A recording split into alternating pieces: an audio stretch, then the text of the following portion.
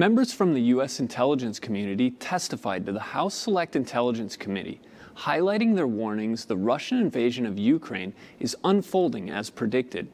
But the Director of National Intelligence went on to explain how Russian military leadership was unprepared for the type of resistance they faced in Keiv, and the international outcry denouncing the invasion. The IC, as you know, provided warning of President Putin's plans, but this is a case where I think all of us wish we had been wrong.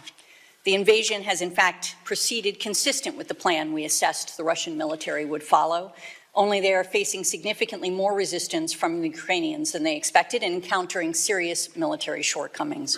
Some analysts have raised concern over a simultaneous move on Taiwan by China if the CCP are emboldened by Russia's recent invasion of Ukraine. I think President Xi and the Chinese leadership are a little bit unsettled by what they're seeing in Ukraine. They did not anticipate the significant difficulties the Russians were going to run into. I think they're unsettled by the reputational damage that can come by their close association with President Putin. Second, by the economic consequences at a moment when, they're facing lower annual growth rates than they've experienced for more than 3 decades. I think they're a little bit unsettled about the impact on the global economy.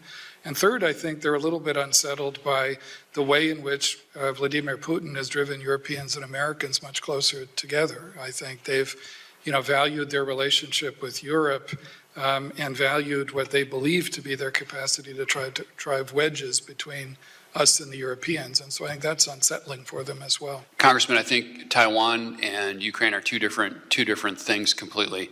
I also believe that our deterrence posture in the Pacific puts a very different perspective on all of this.